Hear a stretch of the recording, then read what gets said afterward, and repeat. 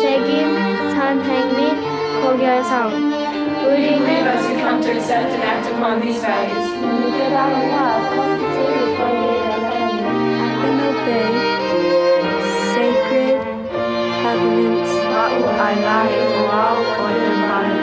And enjoy the blessings of exaltation.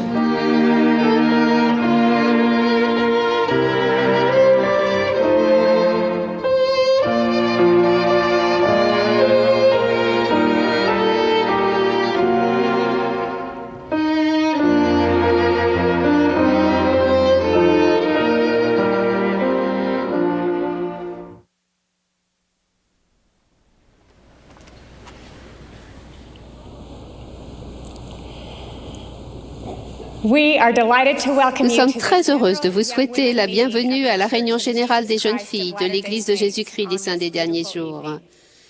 Nous nous faisions une joie de voir vos visages radieux et de sentir vos beaux esprits. Vous êtes une génération forte et noble en qui nous avons un grand espoir. Le président Gordon B. Hinckley, qui préside cette réunion, m'a demandé à moi, Suzanne W. Tanner, de la diriger. C'est pour nous un honneur d'avoir avec nous notre prophète bien-aimé, Gordon B. Hinckley, ses conseillers dans la première présidence, Thomas S. Manson et James E. Faust, Jeffrey R. Holland et David A. Bednar du Collège des 12 Apôtres, John B. Dixon et Stephen E. Snow des 70. Chacun de ces dirigeants de la prêtrise a été appelé par le Seigneur à le servir. Sont assises sur l'estrade mes conseillères, Julie B. Beck et Helen Dalton. Nous sommes reconnaissantes que nos sœurs des présidences générales de la Société de secours et de la primaire, ainsi que les membres du Bureau général des jeunes filles, soient avec nous. La musique de cette réunion sera interprétée par un chœur de jeunes filles de la région de Provo, Utah, sous la direction de Mary Lee Webb, avec Linda Margetts à l'orgue. Le chœur ouvrira la réunion en chantant « Je suis enfant de Dieu » avec Mary Wood Lampros, membre de l'orchestre de Temple Square, au corps d'harmonie. Ensuite, la prière d'ouverture sera faite par Hilary Olsen, l'auréole du Pieu d'Alpine, Utah.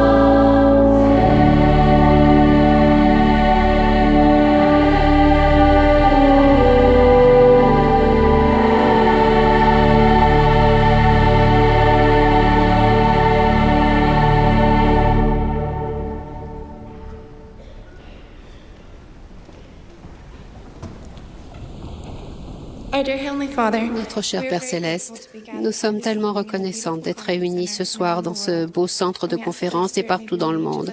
Nous te demandons de nous accorder ton esprit à nous tous ici ce soir, afin que nous puissions être touchés par les paroles qui nous est adressées. Nous te demandons aussi de nous aider à croire, de renouveler notre désir de suivre ton Fils. Nous sommes tellement reconnaissants, Père, pour ton Fils, pour son sacrifice expiatoire pour chacun d'entre nous. Nous sommes tellement reconnaissants d'avoir un prophète vivant sur la terre aujourd'hui. Et nous te demandons, Père, de le soutenir, lui et ses conseillères. Nous te remercions pour toutes les bénédictions que nous, tes filles, recevons chaque jour. Et nous t'aimons et nous te disons ces choses au nom de Jésus-Christ. Amen. It will now be my opportunity to M'en speak to donner de you. vous adresser la parole.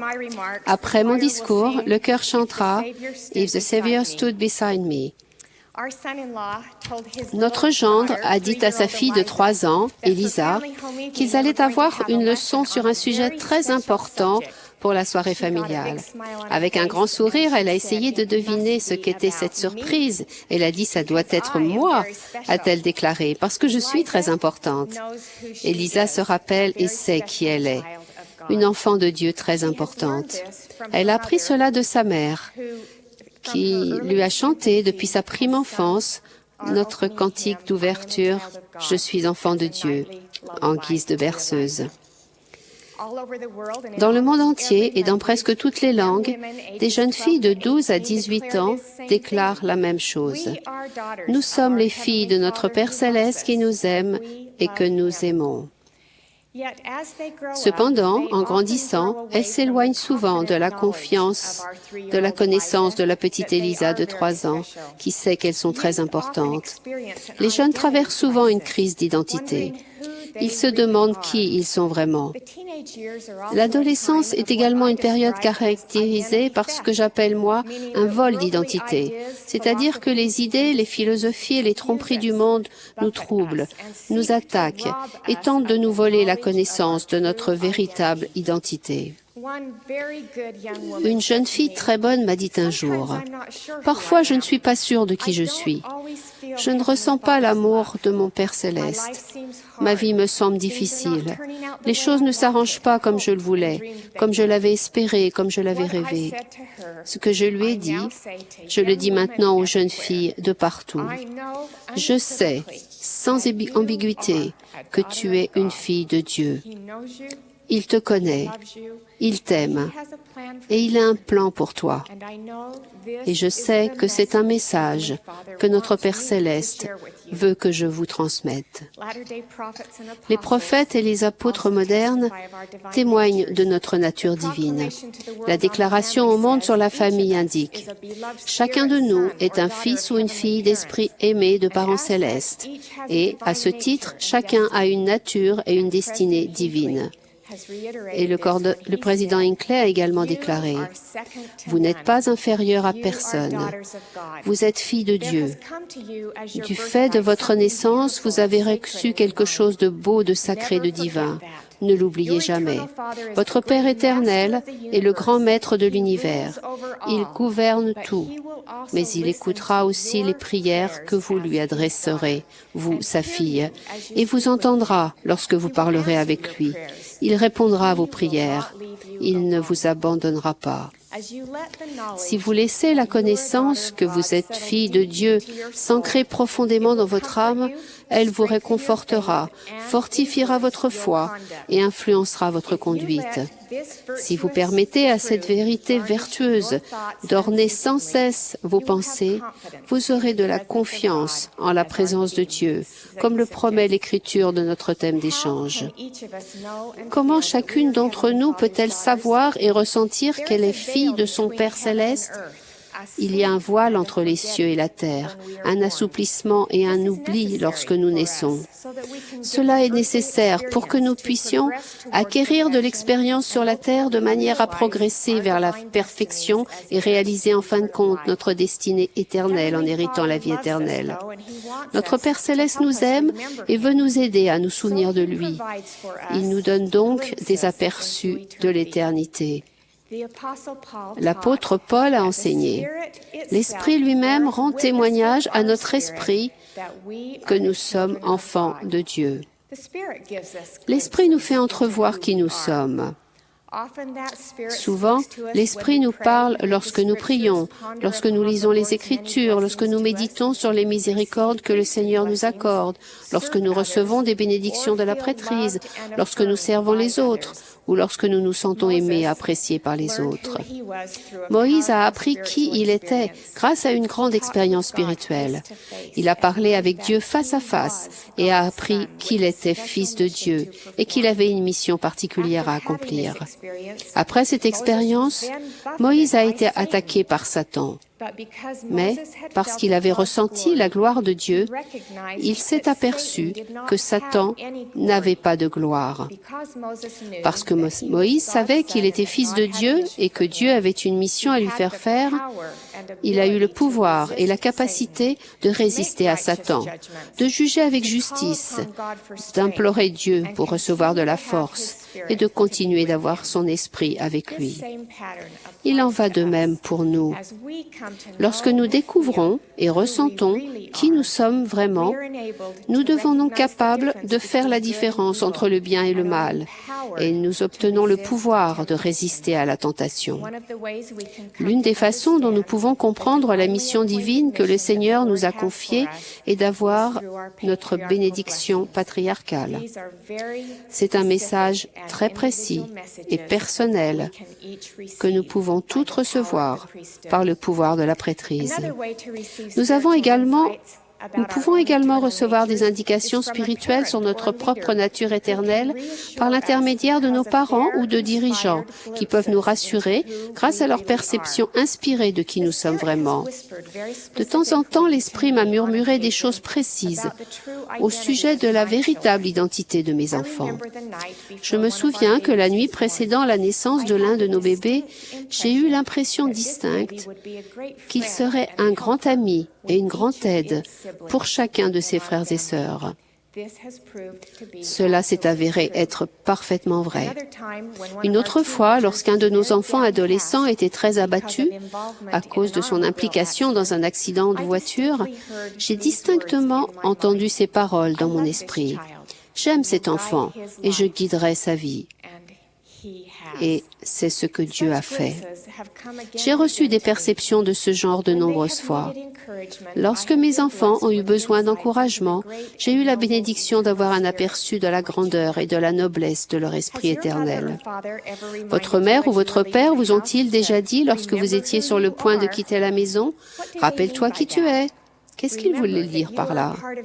Souviens-toi que tu fais partie de cette famille et que tu as une réputation à défendre. Ou également, souviens-toi que tu es enfant de Dieu et que tu dois agir en conséquence.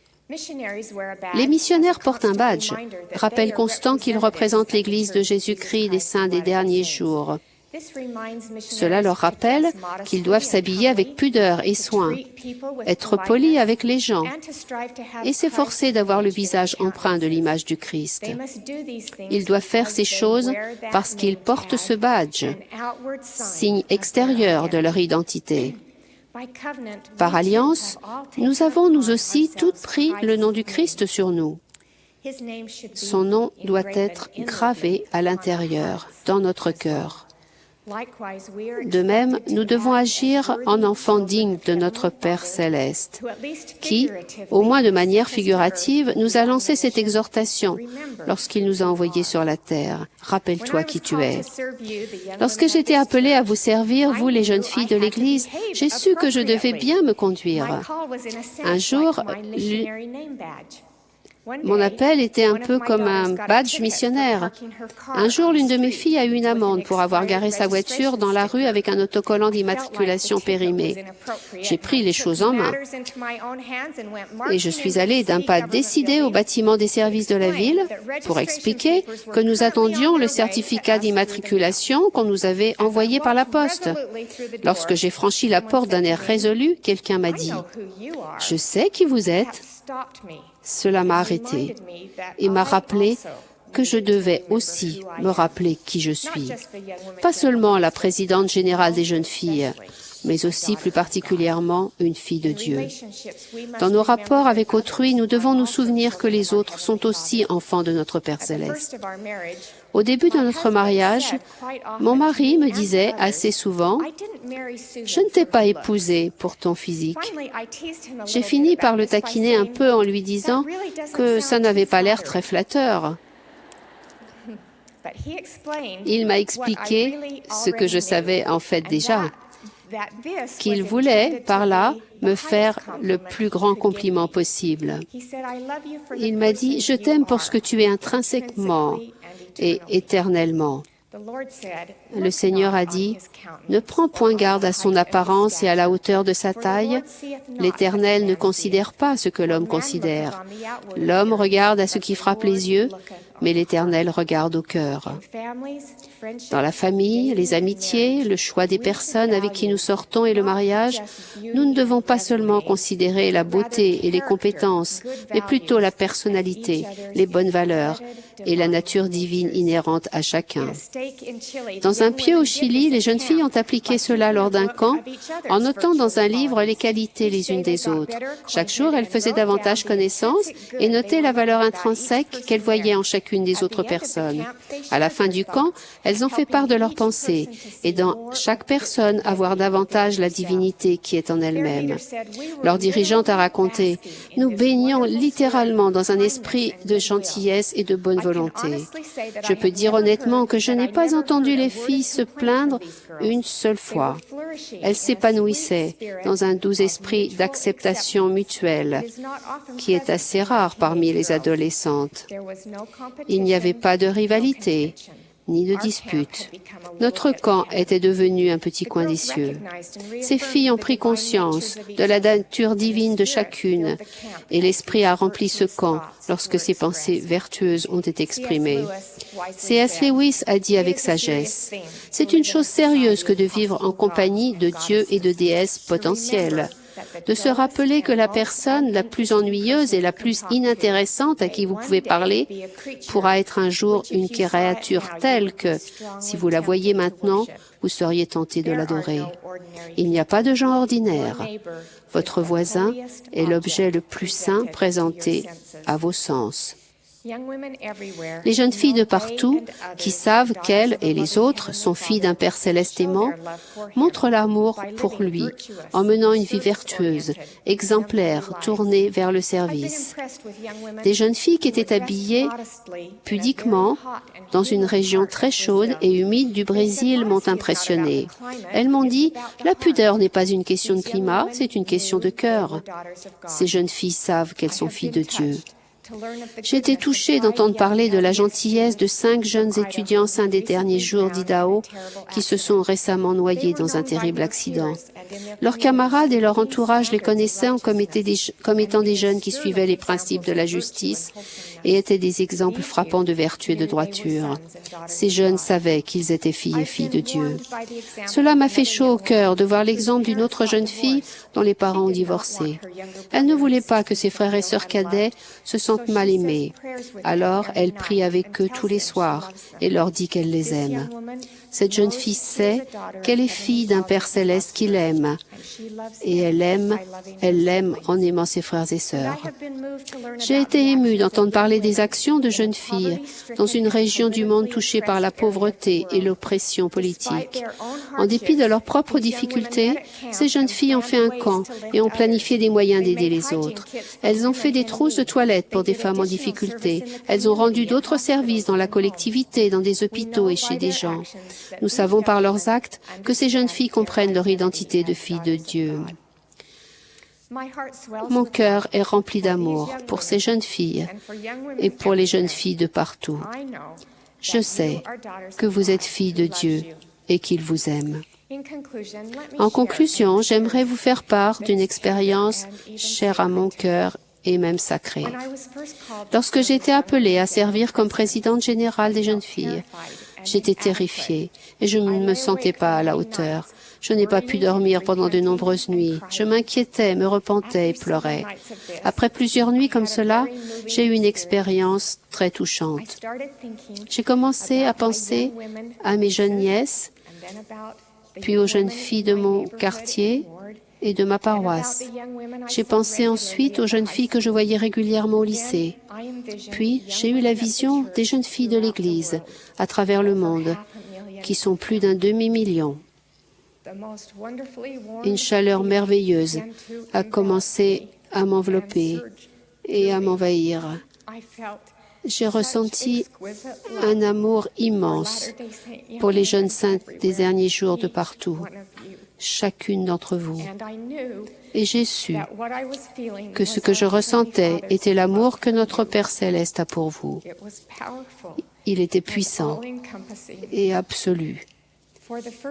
Pour la première fois, j'étais en paix, parce que je savais ce que mon Père céleste voulait que je fasse. Il voulait que je vous témoigne de son grand amour pour vous. Et je témoigne donc de nouveau que je sais, sans l'ombre d'un doute, que notre Père céleste vous connaît et vous aime. Vous êtes sa fille précieuse. Il a un plan pour vous et il sera toujours là pour vous diriger, vous guider et pour marcher à côté de vous. Je prie sincèrement pour que vous sachiez et ressentiez cela au nom de Jésus-Christ. Amen.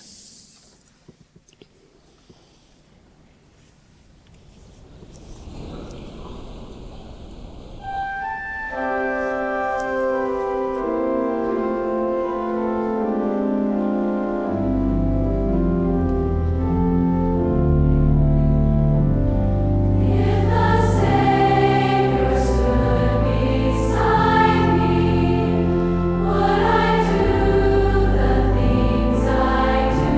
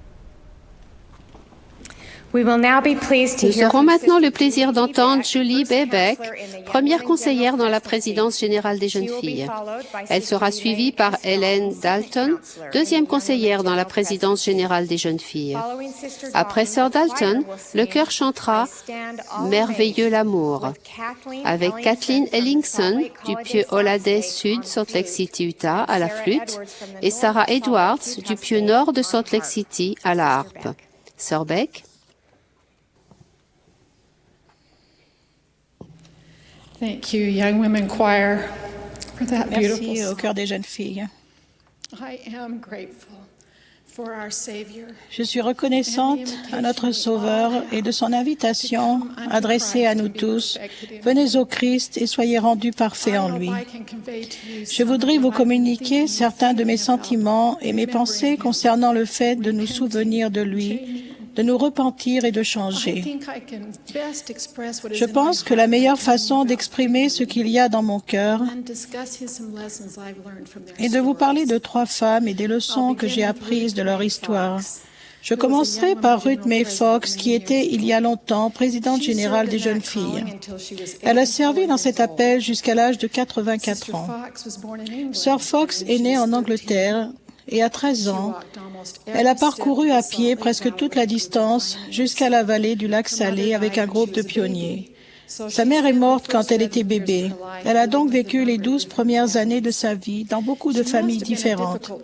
Elle a dû être une enfant difficile parce que sa grand-mère l'appelait « mauvaise fille » et a refusé de s'occuper d'elle. Finalement, Ruth s'est mariée et a eu 12 enfants. Elle a rendu son témoignage ferme à ses enfants et, travaillant à leur côté, leur a enseigné des leçons de l'Évangile, mais elle reconnaissait que ses enfants aînés avaient parfois été sévèrement disciplinés parce qu'elle s'emportait facilement et ne comptait pas toujours jusqu'à 10 lorsqu'on la provoquait. Elle a fait de grands efforts pour surmonter cette faiblesse et elle a fini par être connue pour son bon cœur et sa serviabilité. Sœur Fox a vécu jusqu'à 104 ans. Dans sa longue vie, elle a connu de grandes joies et des épreuves difficiles et elle a enseigné. La vie apporte des leçons dures. Les plantes les plus résistantes ne se cultivent pas sous verre et la force de la personnalité ne s'acquiert pas en évitant les problèmes. L'année dernière, j'ai escaladé Independence Rock au Wyoming pour trouver l'endroit où, à 13 ans, elle avait gravé son nom au cours de son voyage vers la vallée du lac Salé. Les intempéries des 140 dernières années l'ont presque effacé, mais j'ai réussi à déchiffrer Ruth, mai 1867. J'ai voulu en savoir plus sur cette grande dirigeante et disciple de Jésus-Christ qui a travaillé toute sa vie à s'améliorer et dont la devise était « Le royaume de Dieu ou rien ». Ensuite, il y a l'histoire d'une femme que j'appellerai Marie. Elle était la fille de fidèles parents pionniers qui avaient sacrifié beaucoup pour l'Évangile. Elle s'était mariée au temple et était la mère de 10 enfants. C'était une femme talentueuse qui a enseigné à ses enfants à prier, à travailler dur et à s'aimer les uns les autres. Elle payait la dîme et les membres de la famille se rendaient aux réunions du dimanche ensemble dans leur chariot. Bien qu'elle sache que c'était contraire à la parole de sagesse, elle a pris l'habitude de boire du café et garder une cafetière sur l'arrière de son fourneau. Elle affirmait « Le Seigneur ne m'empêchera pas d'entrer au ciel à cause d'une petite tasse de café. » Mais à cause de cette petite tasse de café, elle ne pouvait pas se qualifier pour obtenir une recommandation à l'usage du temple, ni ceux de ses enfants qui buvaient du café avec elle. Bien qu'elle ait vécu jusqu'à un âge avancé et fini par se qualifier pour entrer de nouveau au temple et y servir, un seul de ses 10 enfants a eu un mariage digne au temple. Et un grand nombre de sa postérité, dont c'est maintenant la 5e génération, vit privée des bénédictions de l'Évangile rétabli auquel elle croyait et pour lequel ses ancêtres ont fait tant de sacrifices. La dernière histoire est celle de Christina, qui avait été baptisée et scellée à sa famille quand elle était petite, mais dont la famille avait cessé de vivre l'Évangile. Elle était maintenant à la fin de l'adolescence. Elle avait fait de mauvais choix et elle était très malheureuse. Un jour, je lui ai donné le manuel « Mon progrès personnel » et je lui ai dit « Ce manuel t'aidera à intégrer dans ta vie les qualités du Christ pour que tu puisses faire les changements que tu désires. Je t'invite à commencer à travailler sur ton manuel aujourd'hui et à l'apporter ensuite avec toi ce soir à la veillée pour les jeunes pour me dire ce que tu as appris. » Ce soir-là, elle a dit, les larmes aux yeux, « Aujourd'hui, j'ai commencé mon progrès personnel. » Depuis ce jour, elle m'a écrit plusieurs fois. Elle a commencé à retourner aux réunions du dimanche, aux activités d'échange et aux séminaires. 2 semaines plus tard, sa sœur et sa mère sont allées à l'église avec elle. Et plus tard, le père s'est joint à elle et maintenant toute la famille est retournée au temple ensemble. Alors, quelles sont les leçons que j'ai apprises de ces histoires concernant le fait de nous souvenir, de nous repentir et de changer? La première leçon est que tout le monde commet des fautes. Il n'y a pas longtemps, je me trouvais avec une fillette de 8 ans le jour de son baptême. À la fin de la journée, elle a déclaré avec une grande confiance, « Je suis baptisée depuis toute la journée et je n'ai pas péché une seule fois. » Mais sa journée parfaite n'a pas duré éternellement. Et je suis sûre que maintenant, elle apprend, comme nous tous, que malgré tous nos efforts, nous n'évitons pas toujours toutes les mauvaises situations, tous les mauvais choix et que nous ne nous maîtrisons pas comme nous devrions. J'entends souvent parler de la génération royale choisie de cette dispensation, mais je n'ai jamais entendu appeler la génération parfaite.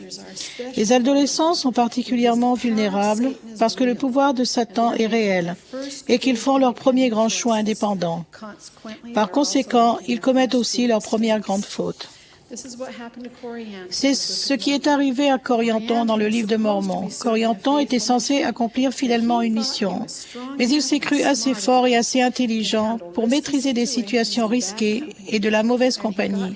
Et il s'est attiré de graves ennuis et a commis un grand péché quand il a commencé à aller au mauvais endroit, avec de mauvaises personnes et à faire de mauvaises choses. Ma seconde leçon est que le repentir n'est pas facultatif. Il nous est commandé de nous repentir. Le Sauveur a enseigné qu'à moins que nous nous repentions et ne devenions semblables à un petit enfant, nous ne pouvons en aucune façon hériter le royaume de Dieu. Nous ne devons pas permettre qu'une seule petite tasse de café, une mauvaise habitude, un mauvais choix, une mauvaise décision nous fassent dérailler pour toute la vie. Parfois, les gens prennent le repentir à la légère. J'ai entendu des gens dire que c'est trop dur de se repentir. D'autres disent qu'ils en ont assez de se sentir coupables ou qu'ils ont été offensés par un dirigeant qui les aidait à se repentir. Parfois, les gens baissent les bras quand ils ont commis des fautes et croient qu'il n'y a pas d'espoir pour eux. Certaines personnes s'imaginent qu'elles se sentiront mieux dans leur peau si elles abandonnent tout simplement l'Évangile rétabli et s'en vont. C'est Satan qui met des idées désespérées dans le cœur des gens qui ont commis des fautes. Le Seigneur nous donne toujours de l'espoir. Il dit, « Tu as été choisi pour accomplir l'œuvre du Seigneur. Mais tu tomberas pour cause de transgression si tu n'y prends pas garde. Mais souviens-toi, Dieu est miséricordieux. C'est pourquoi repens-toi de ce que tu as fait de contraire au commandement que je t'ai donné. Tu es toujours celui que j'ai choisi et tu es de nouveau appelé à l'œuvre. » Le chemin le plus rapide, le plus facile vers le bonheur et la paix est de nous repentir et de changer dès que nous le pouvons. La leçon numéro 3 est nous ne réussissons pas seuls. Il n'est pas possible de faire un vrai changement tout seul. Notre volonté et nos bonnes intentions ne suffisent pas. Quand nous commettons des fautes ou faisons de mauvais choix, il nous faut l'aide de notre Sauveur pour revenir sur la bonne voie. Semaine après semaine, nous prenons la Sainte Seine pour montrer notre foi et en son pouvoir de nous changer. Nous confessons nos péchés et promettons de les délaisser. Lorsque tous nos efforts ne suffisent pas tout à fait, c'est par sa grâce que nous recevons la force de continuer d'essayer. Le Seigneur déclare, « Si les hommes viennent à moi, je leur montrerai leur faiblesse. Je donne aux hommes de la faiblesse afin qu'ils soient humbles. Et ma grâce suffit à tous les hommes qui s'humilient devant moi. Car s'ils s'humilient devant moi et ont foi en moi, Alors je rendrai fortes pour eux les choses qui sont faibles. Quand nous recherchons l'aide du Seigneur pour changer, alors nous avons cette promesse. Voici, celui qui s'est repenti de ses péchés est pardonné. Et moi, le Seigneur, je ne m'en souviens plus. Le Seigneur ne nous laisse pas tomber. Il dit, « Venez à moi, vous tous qui êtes chargés et fatigués, et je vous donnerai du repos. » La joie et la paix que nous recevons quand nous savons que nous avons été pardonnés sont une bénédiction divine. Cette paix nous est donnée au moment voulu par le Seigneur et à sa façon, mais elle nous est donnée effectivement. Ma dernière leçon est que nous pouvons changer. Chaque jour est une nouvelle occasion de nous souvenir de notre Sauveur et de suivre son exemple. Sans le repentir, nous ne pouvons pas progresser. C'est pourquoi le repentir est le deuxième principe de l'Évangile. Au lieu de chercher des excuses à une faiblesse, nous travaillons chaque jour à prendre de bonnes habitudes et cultiver des qualités chrétiennes. Spencer W. Kimball, ancien président de l'Église, a dit « Cultiver des qualités chrétiennes est une tâche exigeante et incessante. Elle n'est pas pour le travailleur saisonnier ou pour les personnes qui ne veulent pas donner leur maximum encore et encore. » J'ai appris de Christina que l'acquisition de qualités chrétiennes dans notre vie est un signe que nous sommes en train de changer. Parce que nous sommes tous mortels, nous commettons tous des fautes. Le repentir n'est pas facultatif, mais nous ne le faisons pas seuls. Nous avons un Sauveur pour nous aider à nous repentir. En acquérant ces qualités, nous savons que nous faisons des changements qui nous aident à nous rapprocher de lui. Sœur Fox a déclaré que l'Évangile était son manteau de protection contre la tentation, sa consolation dans le chagrin, sa joie et sa gloire tout au long de ses jours, et son espérance de vie éternelle. Elle a adopté la devise « Le royaume de Dieu ou rien », parce qu'elle savait qu'en embrassant l'Évangile de tout son cœur, elle pouvait recevoir la promesse que le Sauveur nous a faite à tous. Quiconque se repent et est baptisé en mon nom sera rassasié. Et s'il persévère jusqu'à la fin, voici, je le tiendrai pour innocent devant mon Père en ce jour où je me tiendrai pour juger le monde. C'est par le repentir que j'ai appris à connaître le Sauveur, et c'est en lui demandant son aide pour changer que ma foi et ma dépendance de lui augmentent. Je rends témoignage de sa réalité et de son pouvoir. Au nom de Jésus-Christ, Amen.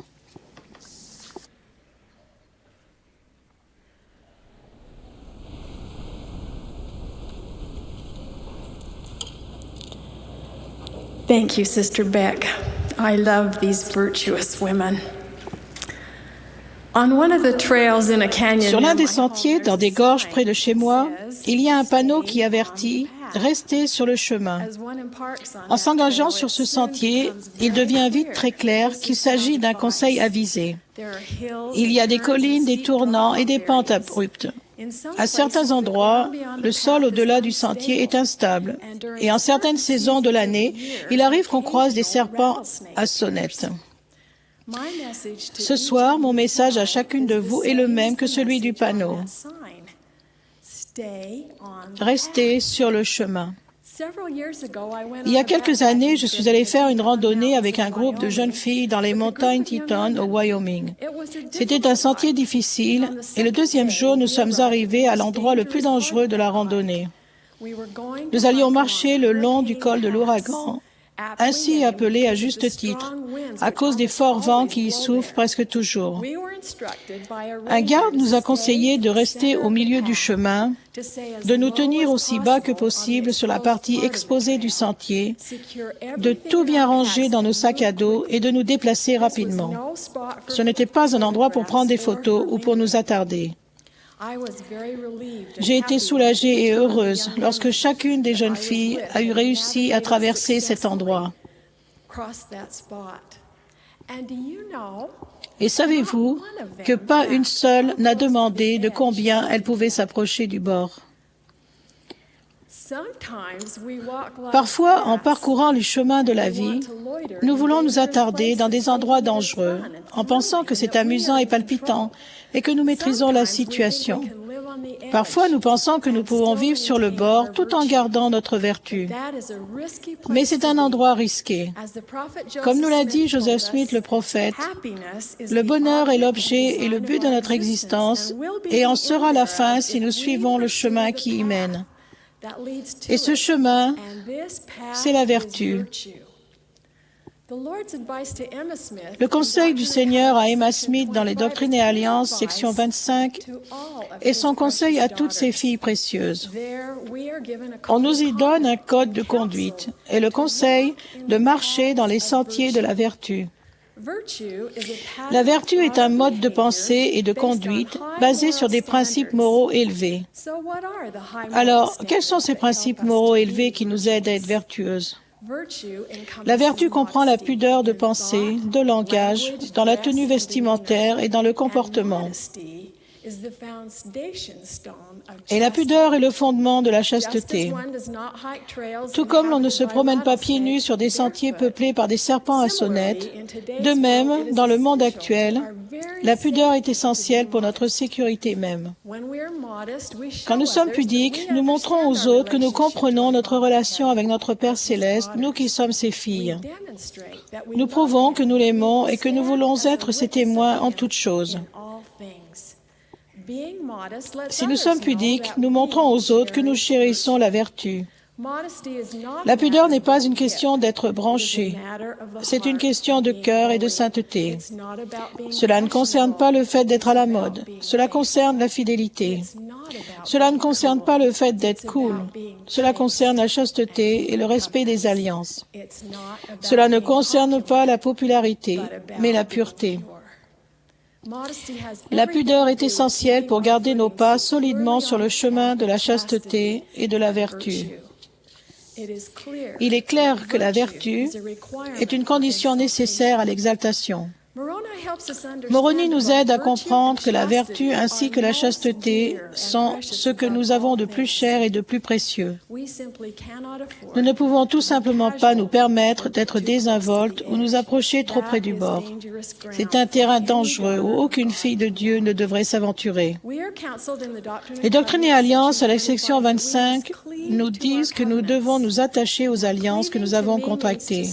S'attacher signifie pour moi coller, adhérer, et vraiment nous accrocher de toutes nos forces aux promesses que nous avons faites au Seigneur. Nos alliances nous donneront la force de résister à la tentation. Le respect de nos alliances nous maintiendra sur le chemin de la vertu. En respectant les alliances que nous avons contractées au baptême, nous resterons au milieu du chemin. Jeffrey Holland nous rappelle, en commençant par notre baptême, nous faisons des alliances tandis que nous suivons le chemin vers la vie éternelle. Et c'est en respectant nos alliances que nous restons sur le chemin. Les murmures du Saint-Esprit seront toujours suffisants pour nos besoins si nous restons sur le chemin des alliances. Notre chemin monte la plupart du temps. Mais l'aide que nous recevons pour cette ascension est littéralement divine. Il y a 3 membres de la divinité, le Père, le Fils et le Saint-Esprit, qui nous aident en raison des alliances que nous avons contractées. Pour nous souvenir de ces alliances, nous prenons la Sainte Seine chaque semaine. Lors de la prière faite pour le pain, les membres de l'Église témoignent au Père éternel qu'ils veulent prendre sur eux le nom de son Fils, se souvenir toujours de lui et garder les commandements qu'il leur a donnés, afin qu'ils aient toujours son esprit avec eux. Guidés par l'Esprit de Dieu, vous serez confiantes et heureuses, et la vertu ornera sans cesse vos pensées. Le livre de Mormon décrit ce qui s'est passé quand toute une société a respecté ses alliances et mené une vie pure et vertueuse. Et assurément, il ne pouvait y avoir de peuple plus heureux parmi tout le peuple qui avait été créé par la main de Dieu. Guidés par le Saint-Esprit, vous aussi exercerez une influence bénéfique sur d'autres. Dans mon bureau, j'ai des photos des générations de femmes de ma famille. Mon arrière-grand-mère, ma grand-mère, ma mère et ma fille Amy. Leur vie d'engagement et de foi au plan m'a aidé à monter plus haut et à voyager plus loin. En regardant cette image maintenant, je vois très clairement l'importance de mener une vie vertueuse. Actuellement, j'ai non seulement une fille, mais 5 belles filles et 5 jeunes petites filles à ajouter à cette image. Je ressens la profonde responsabilité de vivre devant elles une vie exemplaire de vertu et de sainteté. Même si vous êtes les premières dans la lignée de générations à venir, vous aussi avez une responsabilité envers ceux qui vous suivront. Récemment, j'ai refait la même randonnée dans les montagnes Teton dont j'ai parlé auparavant, mais cette fois avec mon mari et un groupe d'amis de notre âge. Au début, c'était exaltant et facile, mais avant d'arriver à notre destination, nous étions épuisés et je me suis rendu compte que j'étais en difficulté. Je n'étais pas aussi préparée pour cette randonnée que je l'avais été il y a des années avec les jeunes filles. J'avais rempli mon sac à dos négligemment et j'avais pris trop de choses. Le poids de mon sac à dos commençait à me fatiguer et à me donner l'envie d'abandonner. Les autres ressentaient aussi les rigueurs de l'altitude, du terrain escarpé et du poids des sacs à dos. Mon mari s'en est rendu compte et s'est dépêché d'avancer. Je me suis sentie abandonnée. Cependant, au bout d'environ 1 heure, je l'ai vu descendre le sentier de l'autre côté de la vallée. Il courait vers moi. Lorsqu'il est arrivé à moi, il a pris mon sac à dos, essuyé mes larmes et m'a mené à la destination, un lac d'eau limpide entouré de pins. Puis il a fait demi-tour, a redescendu le sentier et a fait la même chose 4 autres fois pour les autres randonneurs. En le regardant, j'étais désolée de tant manquer de préparation et encore plus désolée d'avoir tellement de choses inutiles dans mon sac à dos qui ont ajouté au poids qu'il avait dû porter pour moi. Mais j'étais si reconnaissante de sa force, de son altruisme, de sa préparation et de son amour. En escaladant les montagnes de la vie, restez sur le chemin de la vertu. Il y aura d'autres personnes pour vous aider, vos parents, des membres de votre famille, des évêques, des consultantes et des amis justes de tout âge. Et si vous êtes épuisé ou si vous vous trompez de route, changez de direction et revenez sur le chemin de la vertu. Souvenez-vous toujours que le Sauveur est là pour vous. Il vous donnera la possibilité de vous repentir. Il vous fortifiera, allégera vos fardeaux, essuiera vos larmes et continuera à vous aider à rester sur le chemin. Le Sauveur est l'exemple parfait de la vertu. Quand Jésus parcourait les routes de la Palestine, il allait de lieu en lieu faisant le bien. Il guérissait les malades, rendait la vue aux aveugles et ramenait les morts à la vie. Il enseignait les vérités de l'éternité, la réalité de notre existence prémortelle, le but de notre vie ici-bas et notre potentiel de fille de Dieu dans la vie à venir. L'une de mes écritures préférées est « Confie-toi en l'Éternel de tout ton cœur et ne t'appuie pas sur ta sagesse. Reconnais-le dans toutes tes voies et il aplanira tes sentiers. » Je témoigne que c'est vrai. Il a non seulement indiqué le chemin, mais également parfois, il m'a même mené par la main. Sa voie est le chemin qui mène au bonheur dans cette vie et à la vie éternelle dans le monde à venir. Je vous rends témoignage qu'il vit. Il entendra vos prières et guidera vos pas. Jésus-Christ est notre modèle et notre guide. Restez sur le chemin. Soyez pudiques. Restez fidèles à vos alliances et soyez dignes de la compagnie du Saint-Esprit. Le Seigneur promet, « Prenez courage, car je vous guiderai le long du chemin. Le royaume est à vous, ses bénédictions sont à vous, et les richesses de l'éternité sont à vous. » Oui, je suis stupéfaite par sa vie sans égale et par la vertu infinie de son grand sacrifice expiatoire. Au nom de Jésus-Christ, Amen.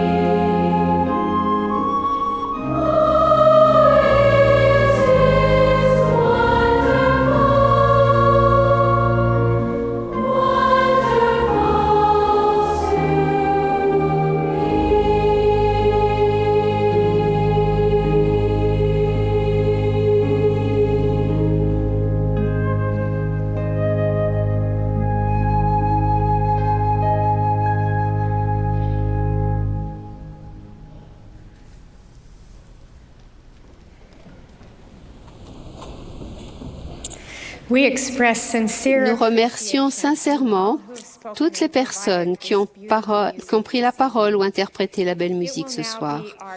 Nous aurons maintenant la bénédiction d'entendre le président Hinckley, notre prophète bien-aimé. Après les propos du président Hinckley, cette réunion prendra fin avec le chœur et l'assemblée qui chanteront « Soyons l'espoir des derniers jours ». Ensuite, Rosanne Bassett, l'auréole du pieu de Jordan Nord, Salt Lake City, fera la prière de clôture. Président Hinckley.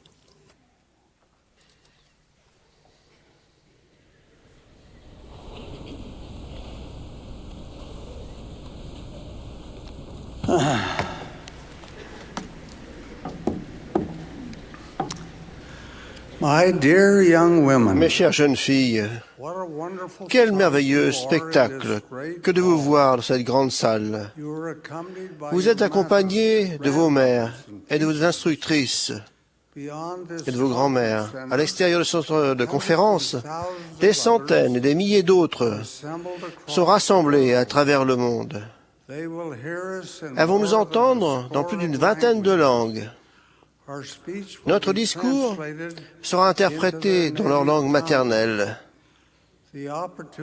L'occasion de vous parler constitue une énorme responsabilité. Mais c'est également une occasion merveilleuse. Je prie pour que le Saint-Esprit me dirige dans ce que je vais dire. D'autres ont traité avec éloquence du thème de cette réunion. Je ne fais que le mentionner. C'est la parole du Seigneur révélée qui se trouve à la 121e session des Doctrines et Alliances. Elle dit que la vertu orne sans cesse tes pensées. Alors ton assurance viendra grande dans la présence de Dieu. Et la doctrine de la prêtrise se distillera sur ton âme comme la rosée des cieux. Le Saint-Esprit sera ton compagnon constant, et ton sceptre, un sceptre immuable de justice et de vérité. Et ta domination sera une domination éternelle.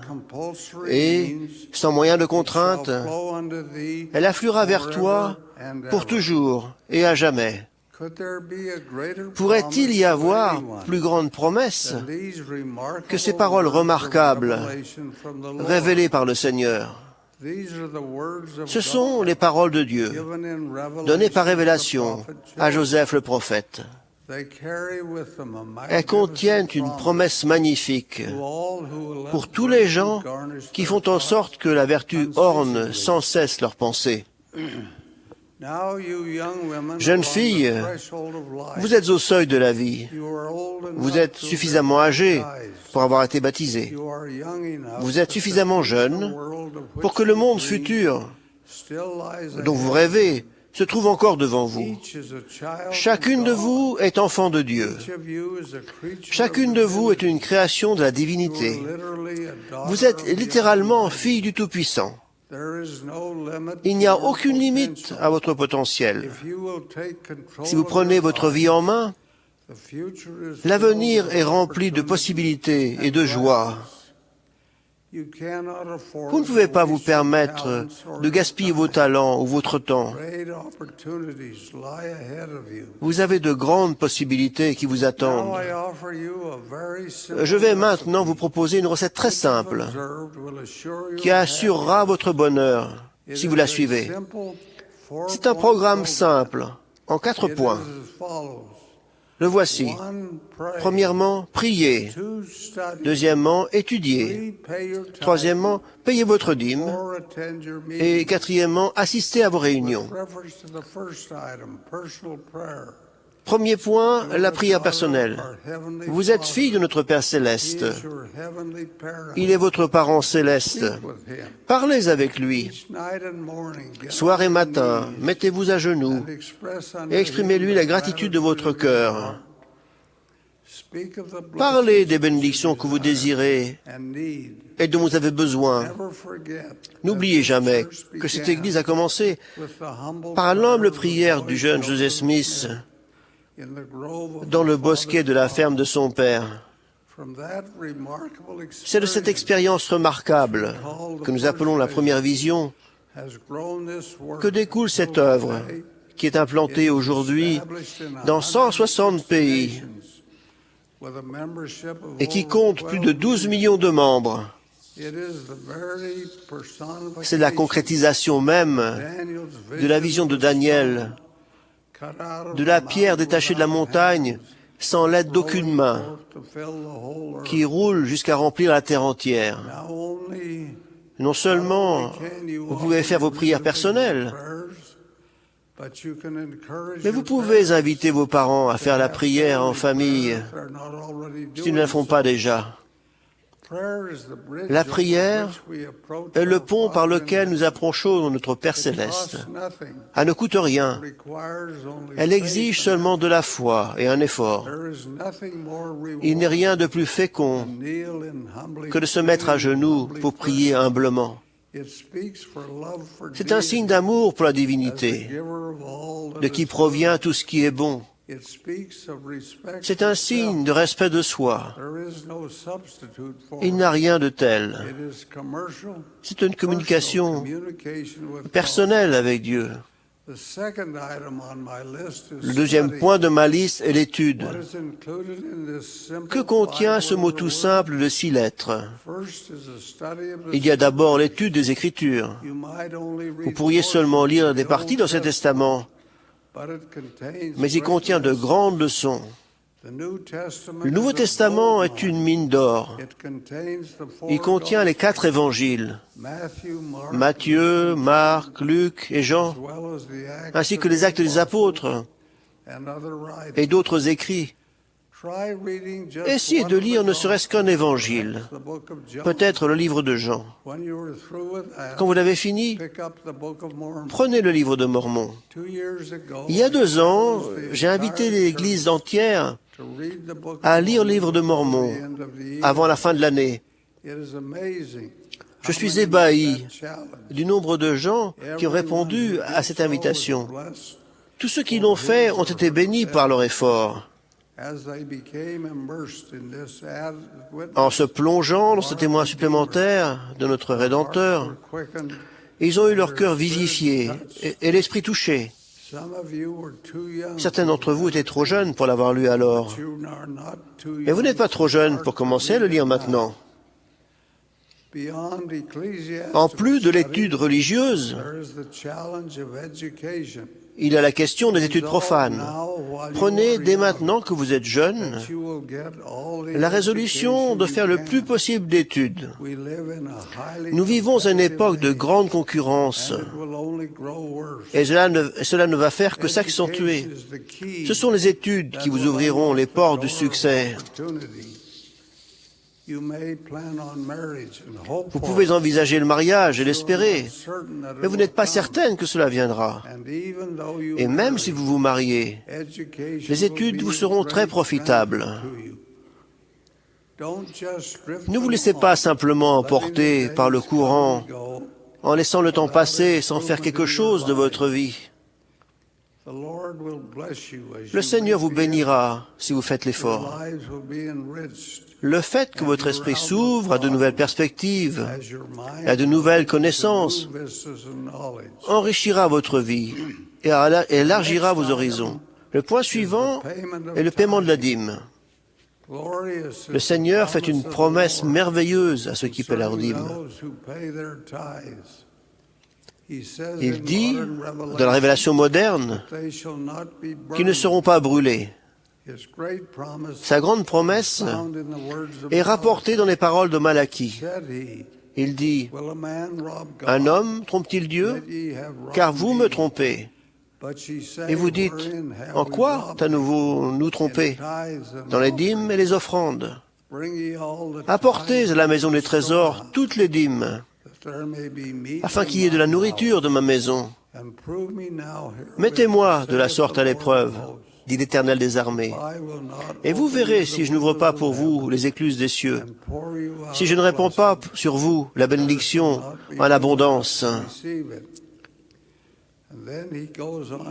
Il ajoute alors quelque chose de très intéressant. Écoutez,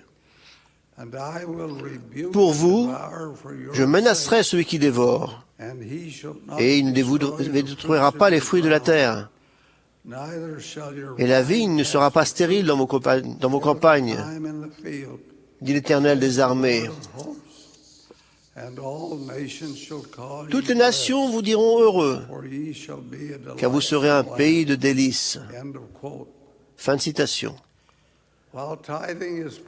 La dîme se paie avec de l'argent, mais chose plus importante, elle se paie avec de la foi. Je n'ai jamais rencontré de personne ayant payé une dîme honnête qui était eu à s'en plaindre. Au contraire, s'il a fait confiance au Seigneur, le Seigneur ne l'a jamais déçu. Quand j'étais petit garçon, chaque mois de décembre, mon père nous emmenait tous chez l'évêque, frère Duncan, en face de chez nous, pour le règlement de la dîme. L'évêque n'avait pas de bureau dans le bâtiment de la paroisse. Il devait donc traiter les affaires chez lui. Nous nous asseyions tous dans sa salle de séjour et nous invitait un à un dans la salle à manger. Notre dîme pouvait être de 25 cents ou de 50 cents, mais c'était une dîme complète. Il faisait un reçu et notait la somme dans le registre de la paroisse.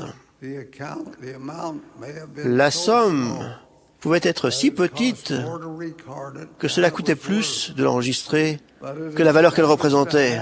Mais cela créait une habitude qui allait continuer au cours de toutes ces années. Le paiement de la dîme s'est accompagné d'innombrables bénédictions, comme le Seigneur l'a promis. Je me suis marié pendant la dépression, quand l'argent manquait.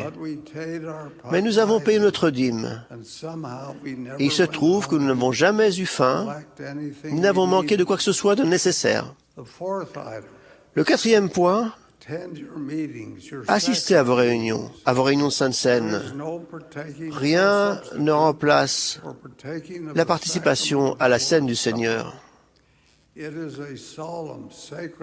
C'est une entreprise solennelle, sacrée et merveilleuse que de pouvoir prendre le pain et l'eau en souvenir du corps et du sang du Sauveur de l'humanité. Aucun autre événement de l'histoire humaine n'est aussi important que le sacrifice expiatoire de notre divin Rédempteur. Rien ne peut s'y comparer. Sans lui, la vie serait sans signification. Ce serait une impasse. Avec lui, nous avons l'assurance de la vie éternelle. La mort n'est pas la fin, mais le passage vers l'existence plus glorieuse. Tout cela est symbolisé dans la participation à la Sainte Seine. Toutes les autres parties de nos réunions sont de peu d'importance en comparaison du fait de prendre les emblèmes du sacrifice de notre Seigneur pour nous. Je vous promets que si vous faites ces 4 choses, votre vie sera fructueuse, que votre bonheur sera grand, que vos réalisations seront considérables et vous apporteront de la satisfaction à tout point de vue. Puisse le Seigneur vous bénir, mes chères jeunes sœurs. Puissent ces bénédictions vous accompagner en tout temps et dans toutes les situations. Nous vous aimons et nous prions pour vous. Puisse le ciel sourire sur vous. C'est là mon humble prière. Au nom sacré de Jésus-Christ. Amen.